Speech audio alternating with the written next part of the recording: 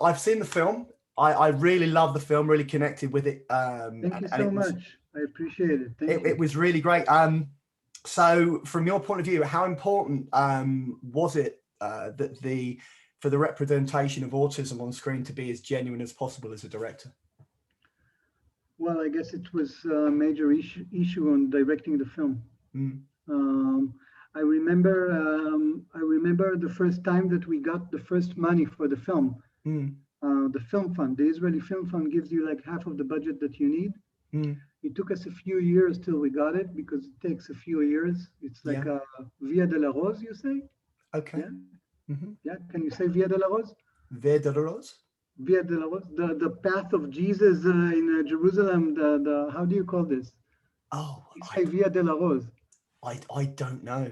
Okay. Anyways, it's very hard to get the money. It's like it's horrible. It's like an act of God almost. It's a horrible years that you don't know whether you get the money and you do your film or not. It's really hard. So eventually, when we got the money, I was very scared. I was very scared. I was feeling a big responsibility on my shoulders. First of all, because I love the screenplay so much that Dana Idisis wrote. Also because I know Dana, I know her family. You know, the screenplay is based on her father and her autistic brother. Right. Okay. Yeah. So yeah, very And very I know personal. them and I love them. I know them both. I love them very much. So I was feeling really responsibility for their family and for the screenplay. And last but not least, I was feeling responsibility of the presentation of autism on the screen, which was very scary for me. I didn't want the audience to feel like, oh, look at how this actor does like the part of autism. It seems to me the casting of both the father and son, both Aharon and Uri, are pivotal in so many ways. When did you know that you had something special between them as actors? Well, we tried it. We started casting. Of course, we also tried to cast someone who's really on the autistic spectrum.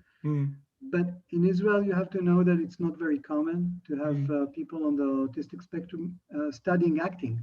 Yeah. So the options are, well, very little, very hard. And of course, we're not just casting someone who's on the autistic spectrum. We're casting someone who can act Uri, who can play Uri. Yeah, sure. Dana Idisis had already experience in that because she made a TV series called On the Spectrum about 3 people that are with special needs living in one flat. This TV series is magnificent. And they all also tried. We tried also, but we were not able. Eventually, Noam Imbar came to an audition. Noam, who plays Uri. Yeah. And he was quite amazing in his first audition. And we wanted to know how are you so amazing? How did you do that? Yeah. How can you do that? Yeah. And he said that he grew up near people on the autistic spectrum because his father manages a place for them. Oh, really? He used to manage when he was a kid.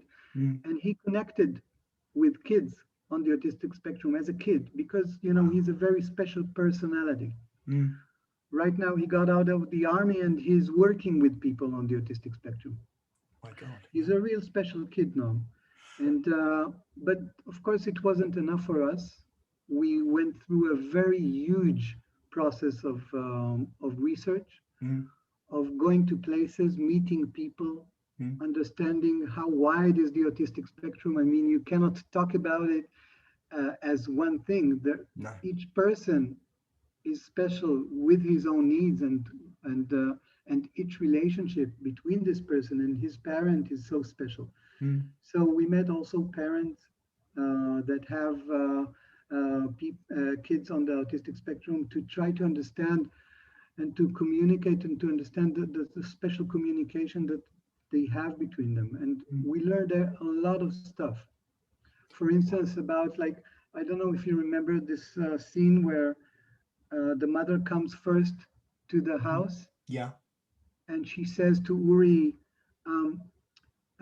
you're going to have horses there, movies, mm, kids your own age, and Uri just doesn't listen to her. But the father, when he says forks, knives, plates, then he hears only him. yeah, So absolutely. this sort of communication, this sort of like pipe of communication, we saw in Mm, front of our eyes mm, in our research when we connected with parents and kids, and mm, we saw how the world can be very, very loud surrounding them, but they will have this eye to eye contact, and they mm. would hear each other, and they would be very, very much um, into every word that the other says.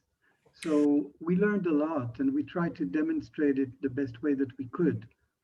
I was going to say the dynamic on screen they have it is very complex. While the performances themselves are very naturalistic, and it feels like there was a certain amount of rehearsal. But as a director during the shooting process, how did you nurture those performances? How did you inspire them, or sort of shape it in any way? Well, I was really scared. First 3 days of shooting, I was Mm, really scared. I was not sure, and I guess, it's normal. mm, It, it takes you a few days to sort of um, like bond the tastes that you have, like, you know, mm, to build the characters. It's not like that it's built in rehearsals, mm, it's built on the set. Uh, Although we did rehearsals, something new happens when the characters meets mm, the locations and the camera. mm. And the language, um, to begin with, was treating them like sort of a couple, Yeah. having having their way out there in the world, meaning their journey is from their point of view. Mm, You don't see a lot of like traveling shots or journey shots of it's we're just with them. mm. um, but I guess how close we are to them came as we shot them, Yeah, sure. and Shai Goldman, the magnificent DP, Mm, was feeling them, the way that he catches them together, almost someone going out of the frame from time to time, and the fact that in each moment they are aware of where the other one is, and you see that on the screen all the time. yeah, I mean, So sorry, go on. yeah, sorry, no, go on. Yeah, with some of the a lot of the most poignant scenes are played silently. That there's no dialogue at all, and obviously you've got silent film motifs which run throughout the film.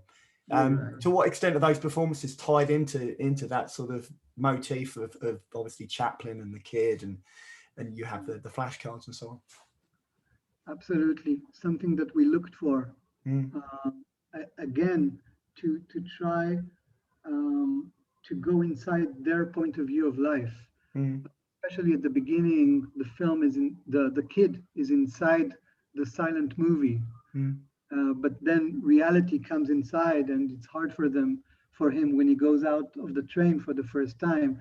mm, So we began silent, almost you don't hear anything, only music, no effects, no sounds almost.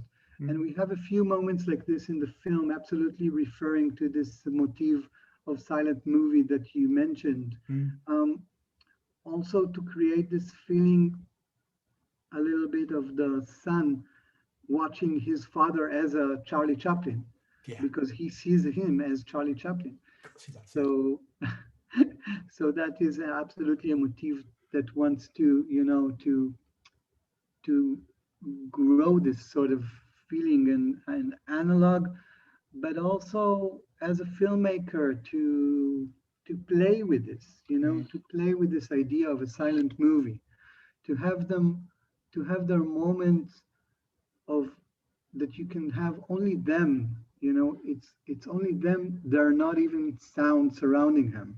No. It's just them in the world.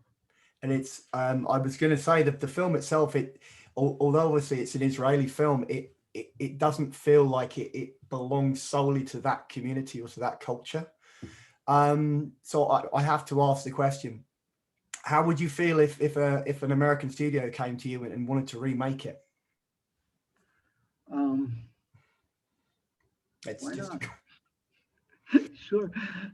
I had my sort of chance in America after Broken Wings yeah, almost 18 years ago, but I mean, my wife was pregnant with twins, and it didn't seem like anything that comes through my reality. And yeah. right now, I guess maybe it's too late for me to work as an American director. I guess this Uh, I I don't don't. think it will happen, but for me, it's lovely if people watch the film, sorry, Mm, in America, in the States, and it's coming out there, mm, and it's coming out in London, in England. So this is mm, amazing for me, that mm, they watch the original film in Hebrew, translated. This mm. is so special. This is the most special thing, that your themes crosses to people and reaches to them. Doesn't matter if they're Israeli or English or Japanese. So this is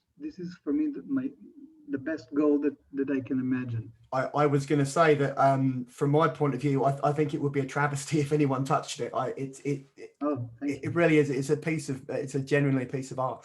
Um, I was going to say, how do you think the film's going to play? Obviously, outside the autistic community, because it touches on a lot of universal themes in terms of parenting. So, how do you think it's going to play in that from that perspective? Well, I hope that it's going to work good, because I think the film is about parenthood. Mm, yeah, Um, it is. Yeah, for me, the theme that sort of crosses through the film is how mm, much we want to protect our kids, yeah, and how much we identify with them, mm, and how much sometimes it's so hard for us to separate and to say bye and to let them yeah, grow. Of course, in Aaron's life, it's much harder because his kid is growing up and stays a child all the time. mm, And therefore, it's even harder for him to see that his kid is growing up. But obviously, for each parent, it's still a major thing in life is to protect our kids, but also to let them go and mm. to live their lives. So I guess the theme crosses, I'm sure, um, beyond the fact that Uri is on the autistic spectrum. Yeah. Last question, if that's okay, Martin. One more question. Oh, Thank you. Hannah. Oh, that's awful. Okay, well, let's Okay, do two. Let's do two. not a problem. I'm going to finish on my last question, which I always ask everybody near. Can you describe for me your perfect Sunday afternoon? My perfect Sunday afternoon. Sunday afternoon, Your perfect day of rest, whatever it might be. sorry, Your perfect sort of downtime, whatever you like to do when you're not making films. down. I love to play chess. I play fast chess like Blitz. Mm-hmm. The best an afternoon would be like Sunday in Luxembourg Gardens in Paris. Uh-huh. A lot of people are playing chess. I'm with my family over Mm-hmm. there, and I play fast chess, like Blitz, like 5 minutes on the clock, Oh But my lord! So super quick. Do you play lots of people, or is it like a round robin? no, there's a lot of people over there in Luxembourg, like in Washington Square. Oh, They of go course. out. Mm-hmm. They have tables of chess, Yeah, and they bring their clocks. It's not a watch, it's a clock, sorry. yeah, And we bang the clock, and each time you bang the clock, the other person times goes down. yeah. And when it reaches zero, then he lost, even if he can win you on the court, because his time, what we say, time has fell, because it was the old watches, that this thing just fell, Yeah. and that was it. So this is I'm this is a very, very big fan. After that, we go to a soccer game. Maybe, maybe we reach London. We watch a good English Major League soccer game, and we finish with a drink. So it sounds perfect. It sounds perfect. I'd love to be there. Enjoy the rest of your day. And thank you very much for your time. So again, it was a wonderful film, and it's a pleasure talking to you. Thank you so much. Take care now.